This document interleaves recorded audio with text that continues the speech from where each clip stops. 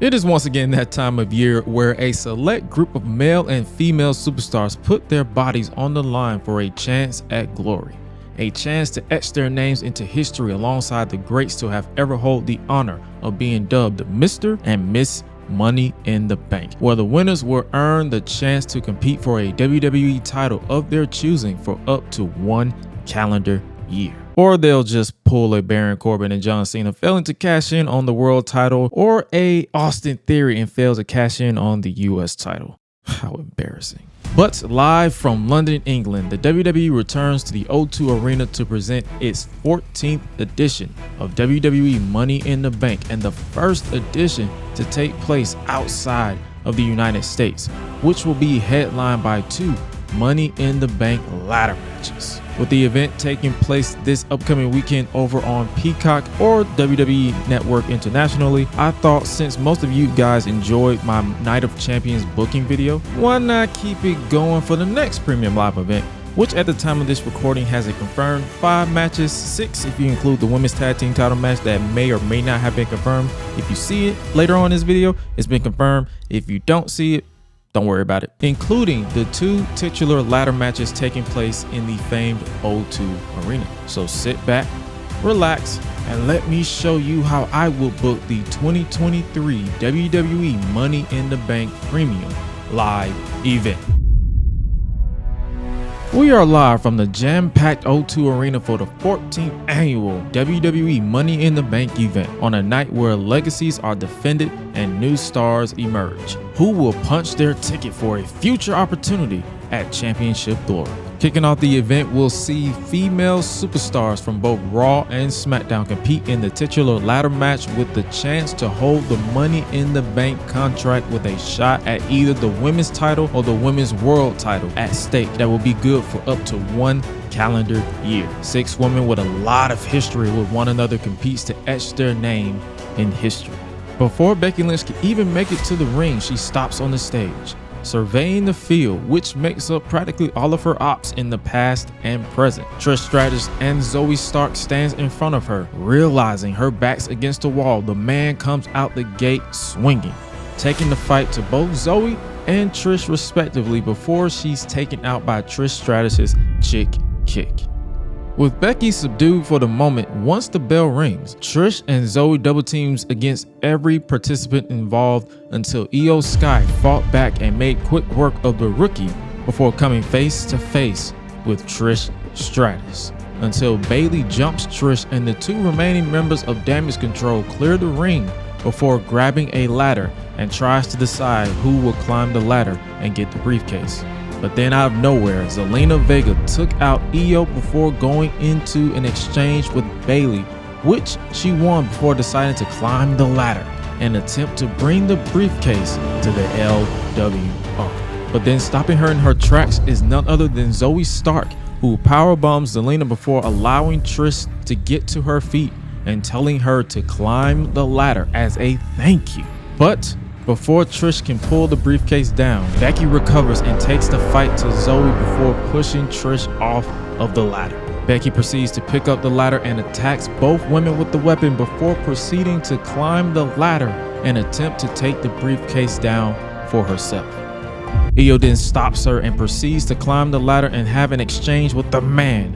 Becky looks to push Io off, but the former NXT Women's Champion stopped her and pushed her off instead. There is nothing standing between Io and that briefcase until Bayley appears and pushes Io off the ladder before unhooking the briefcase for herself to become a 2-time Miss Money in the Bank. Io Sky was moments away from achieving her dream of becoming Miss Money in the Bank, but in the end, it was her own ally in Damage Control who betrayed her at the opportune time to tie with Carmella as a 2-time Money in the Bank winner. This next match stems from the continuation of disrespect from the Judgment Day's Dominic Mysterio, accompanied to the ring by the Women's World Champion Rhea Ripley as he goes one-on-one with the American Nightmare, Cody Rhodes, who has been spoiling for a fight ever since Brock Lesnar opted to ignore Cody's challenge for a rematch, and he did not pass up the opportunity to take the fight to the disrespectful prince of the Mysterio bloodline. Once the bell rings, Dominic plays mind games with Cody, constantly playing a game of cat and mouse until Cody caught on and instantly took the fight to Prince Mysterio, until Dominic took advantage of the customary Rhea Ripley distraction, even an attack, which nearly awards Dominic the victory, but of course, Rhodes power out at 2.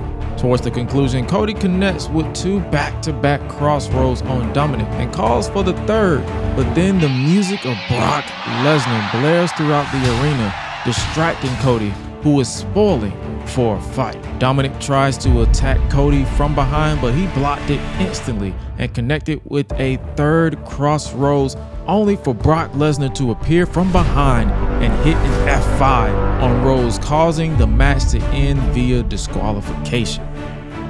Brock Lesnar then connects with another F5 as Dominic leaves the ring, but before he leaves, Brock Lesnar grabs a microphone to deliver a message to Cody. Cody Rhodes, you want a rematch? You got it, boy. But we're going to hell. Not 1 match, not 2 matches, but 3 matches. Best 2 out of 3 falls.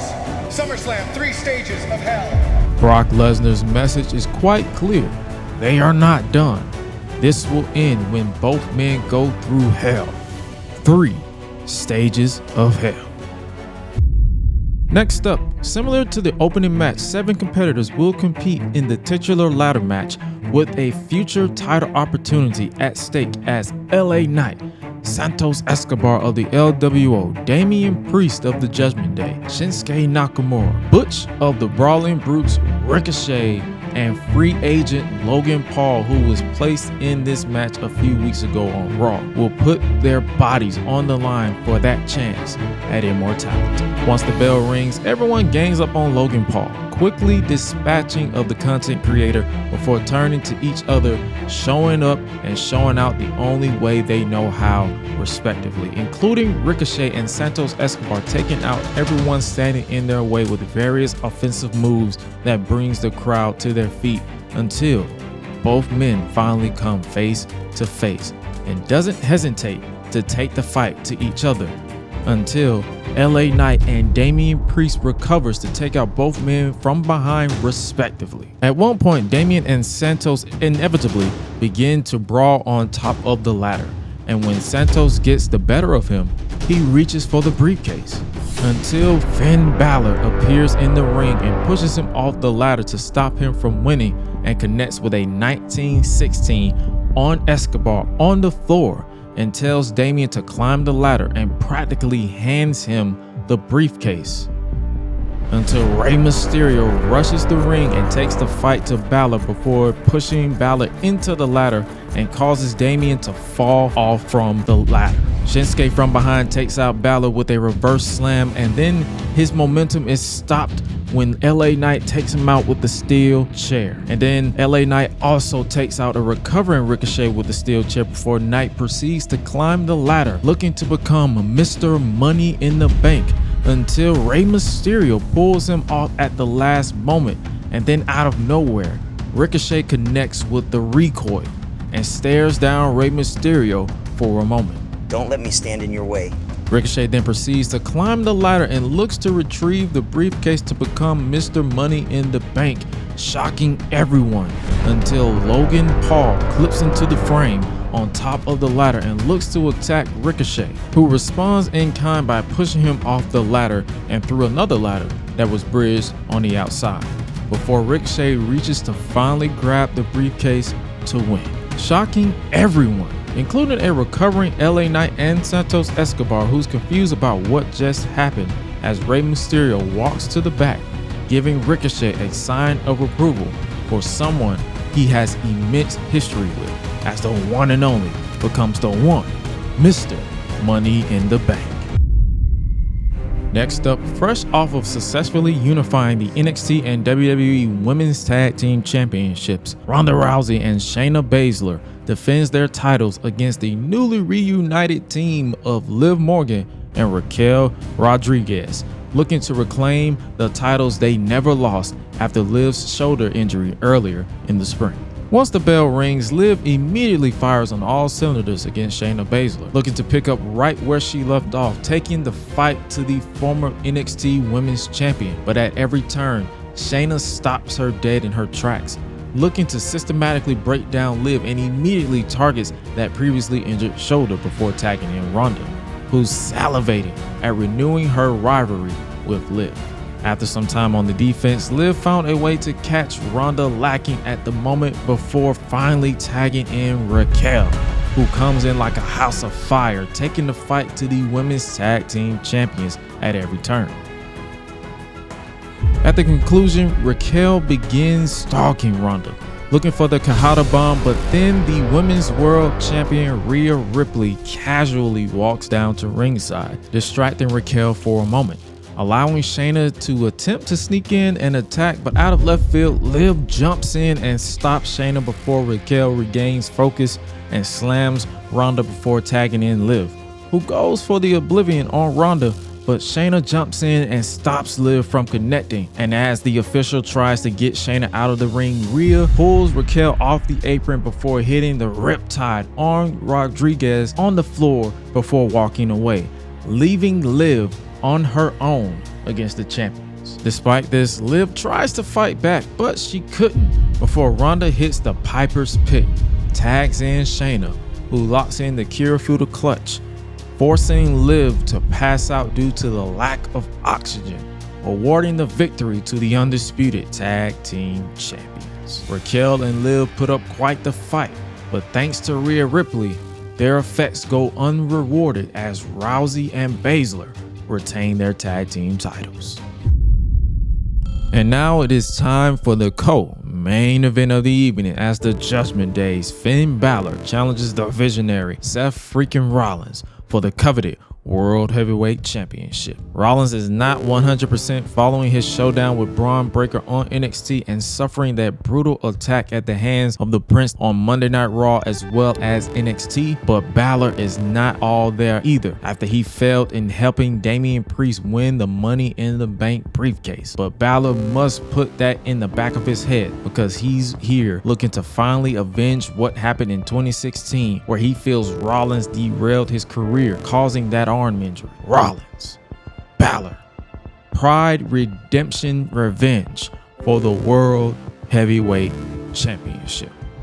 Once the bell rings, Finn instantly catches Rollins off guard, releasing years of pent-up frustration against the man who made it certain that his one Universal title reign lasted only one night.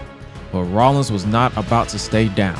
Despite his battered state after being a fighting champion ever since winning the title at Night of Champions, Seth is on a mission to remain champion no matter the pain he is going through, keeping Balor rocked at every turn. But the Prince continues to have a response for the champion, but he can't keep the visionary down for the count when it matters.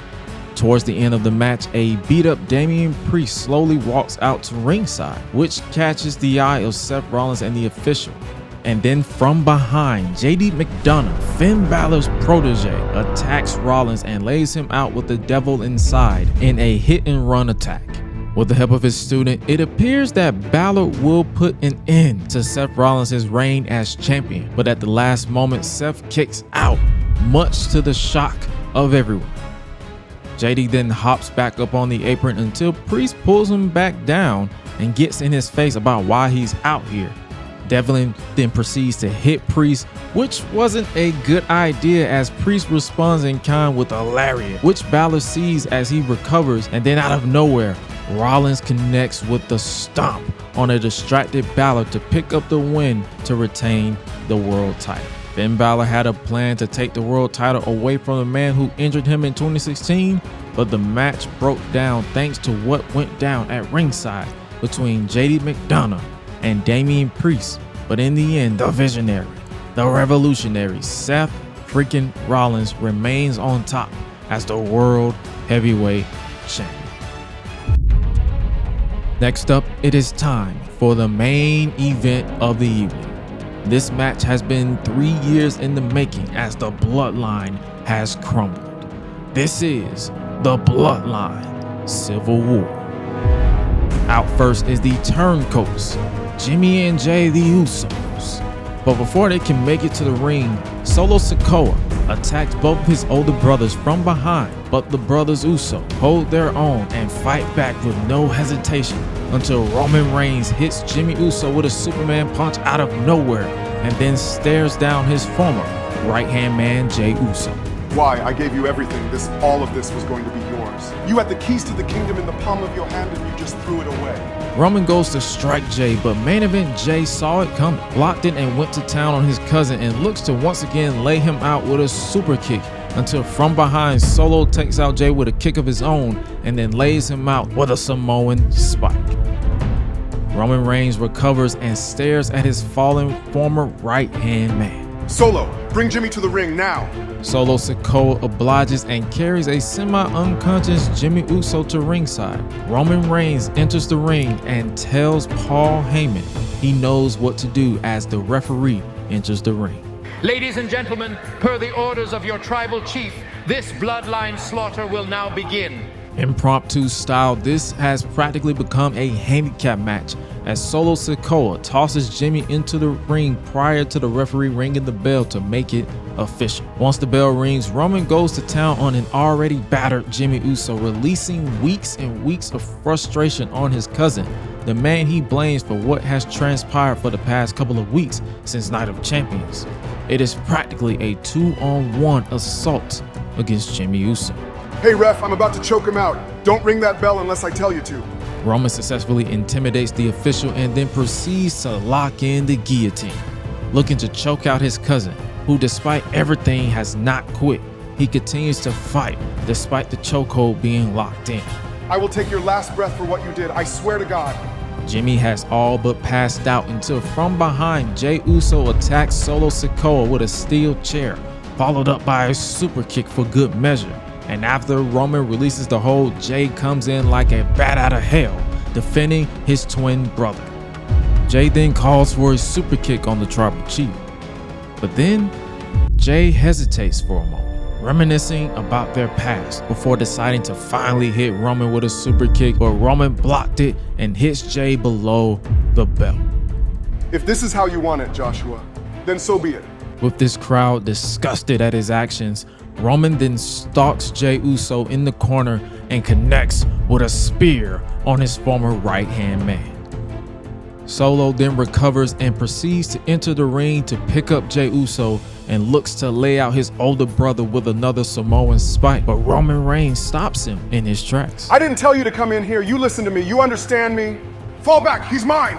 Roman Reigns then slaps Solo Sikoa, and Solo responds with a Samoan spike to the tribal chief. Solo then stares at his fallen brother and fallen cousin and then walks away, with Jey recovering and staring at Solo Sikoa to end the show.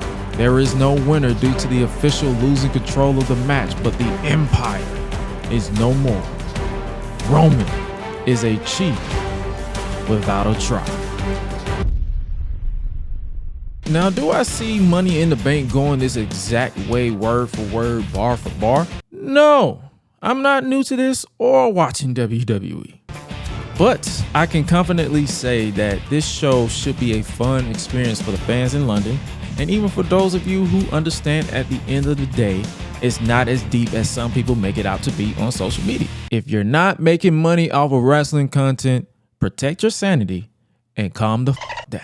Now, there wasn't much female presence outside of the ladder match and the last minute tag team title match, and that's because WWE still doesn't have an actual feud for Rhea Ripley and the women's world title. In the process of making this video, I searched WWE.com to see if I can write like an outside interference for Ripley and start a feud, but then I looked at the roster, and outside of Becky Lynch, who's tied up with Trish Stratus and Zoe Stark at the moment, I don't see anybody for Rhea Ripley. I kind of inadvertently predicted a Raquel Rodriguez feud, which they teased on Raw recently, and that's why I incorporated Rhea in the conclusion of the tag team title match right there. But they gotta give me a form of NXT Raquel to get me to care a little bit. Liv just returned from injury. Indy Hartwell is injured. Natalya got squashed at Night of Champions and got murked on Raw. I guess you can plead a case for Candice LeRae if they need an underdog story, and maybe Piper. Wait, where the hell is Piper Niven?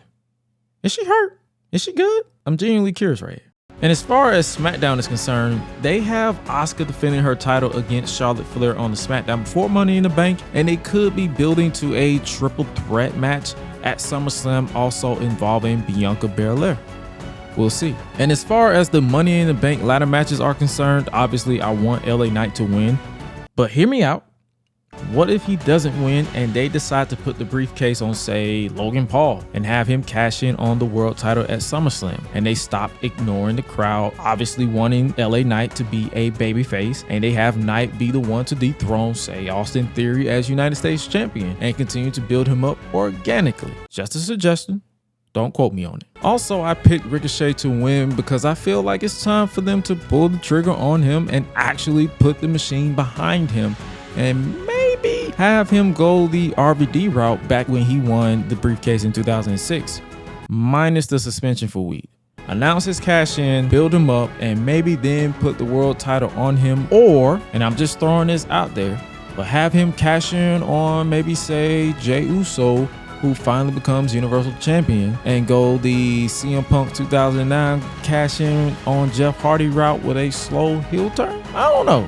I just want to see Ricochet succeed, even though I wouldn't mind any outcome during the men's Money in the Bank ladder match. And speaking of outcomes, for those who follow me know I'm a fan of Io Sky, and they are obviously building to the implosion of Damage Control. If Io doesn't win, I wouldn't be surprised if Bayley ends up costing Io win the briefcase or not, and that is the reason why the remaining members implode on each other, after costing Io the women's title against Bianca in Puerto Rico, and then costing her the Money in the Bank win, and that's your non-title side mission. But I really want Io to win. That is all I ask. And as far as the Cody Rhodes and Dominic Mysterio match is concerned, I see people's reactions to this match happening. Oh, he went from almost ending the reign of Roman Reigns to battling Dominic Mysterio on pay-per-view, and I'm here to tell you people to calm the down. Again, this match is probably happening as a ploy to set up Brock Lesnar returning, surprisingly, and setting up their match at SummerSlam. And let's not act like Dominic isn't getting booed out of the building every time he goes to speak. Hell, they're keeping him with Rhea Ripley on purpose because people keep cheering her when she's on her own because of how much of a badass she has been booked. And it's smart from a booking standpoint to keep her near the heat magnet. I can give them that much. But they need to hurry up and give Rhea some competition, or just let her embrace her China era to the fullest and wrestle the men. Just do something with her. And then for the co-main event of the evening between Finn Balor and Seth Rollins, I expect this match to go insane because their 2016 world title match was pretty fun. Now, despite me seeing Seth retaining the title on Saturday, I can see them utilizing the tension between Finn and Damian as a catalyst into why he loses, and with the pending introduction of JD McDonough into the fold with that big ass head, I can see that leading to Damian breaking away from the pack, and if they decide to put the briefcase on him, that'd be a nice way to cause further tension. Damian as Mr. Money in the Bank and Finn jealous because he didn't win the world title. I'm intrigued either way. And then there's the situation with the Bloodline and what has now been dubbed the Bloodline Civil War. I know I've gone on record saying that it feels like certain chapters of the story had ran its course. The involvement of Sami Zayn. Go away, you whore. And every time I think they're done or they can't possibly top a previously big moment, they top it every single time. And when the day finally comes to conclude this story, we will all have to give a standing ovation to Roman, Jay, Jimmy, Paul Heyman, Solo Sikoa, commentary for hyping up moments, and so much more. Now, as far as this chapter that we're in, the Usos felt disrespected and had enough, plain and simple. Now, I can see them going one or two ways with this tag team match. They can either have Roman and Solo outright destroy the Usos with some sort of fight, or they could possibly use this as a way for Roman to get too hot-headed for his own good and push Solo too far inadvertently and cause the Enforcer to snap and take everyone out, possibly setting up a fatal four-way match for the title at SummerSlam. Shout out to That's Freaking Wrestling Podcast for that idea. You guys should check them out. But all in all, there is so many possibilities and ways they can go with this Bloodline chapter that we're in. It's actually really fun to see unfold in real time. People thought I was joking, but there will be a full retrospective from me on this faction when the time comes. Maybe next year, because this story just keeps going and I don't want to see it end personally. Nevertheless, like always in recent times, I'm intrigued with every match that has been announced and confirmed to take place for Money in the Bank weekend. The future of the Bloodline, Seth Rollins' continued reign as champion, who wins Money in the Bank, just everything. But let me know what you guys think about this video and how I booked this year's Money in the Bank. And seeing as you guys enjoyed the last one I did, I'll keep doing these booking prediction hybrid videos going forward. And speaking of going forward, if you indeed enjoyed this and would like to see more like it, smash that subscribe button. And while you're at it, make sure you check out this video right here where I asked the question of what if the TNT Championship becomes exclusive to AEW Collision. Y'all be breezy, and I'll see you over there. Cool kids step to the front. Cool kids. Too sweet sound for the click. Gotta give the people what they want. Gotta get Roddy K quick. Yeah, I'm up next on the Prince. They ain't been the same ever since. Living pretty well on the chairman. I ain't giving no chance like Vince. Brock Lesnar on the beast. Eat, sleep, flex, and repeat. Whole new swag with a price on the tag. Coming live from the west to the east. Better recognize on the mouthpiece. See the power level gotta increase. Bringing content on a daily. Feeling like Gresh.